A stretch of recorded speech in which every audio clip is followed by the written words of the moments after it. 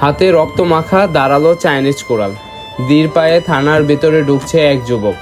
Duty অফিসারের সামনে দাঁড়িয়ে শান্ত গলায় সে যা বলল তা শুনে রক্ত হিম হয়ে যাবে আপনারও। সে বলল, স্যার আমাকে অ্যারেস্ট করুন, আমি খুন করে এসেছি। সবচেয়ে ভয়ের ব্যাপার কি জানেন? যাকে হত্যা করা হয়েছে সে কোনো শত্রু ছিল না, সে ছিল এই যুবকেরই কলিজার টুকরা বন্ধু। ক্লাস 6 থেকে যাদের একসাথে পথ চলা, একসাথে বেড়ে ওঠা, সেই বাল্য বন্ধুর হাতে আজ জীবন দিতে হলো তাকে।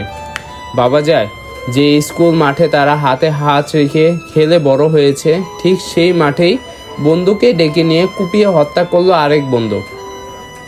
নিহত যুবকটি সুদূর মালয়েশিয়ায় পড়াশোনা করতেন। ছুটিতে দেশে এসেছিলেন মা বাবার কাছে, কিন্তু আর ফেরা হলো না। হত্যাকারী নিজেই ধরা দিয়েছে, কিন্তু একটা প্রশ্ন সবার মনে, বন্ধুত্বের মাঝে কি এমন ঘটল যে আজ এক বন্ধুকে খুনি আর অন্যজনকে লাশ হতে হলো?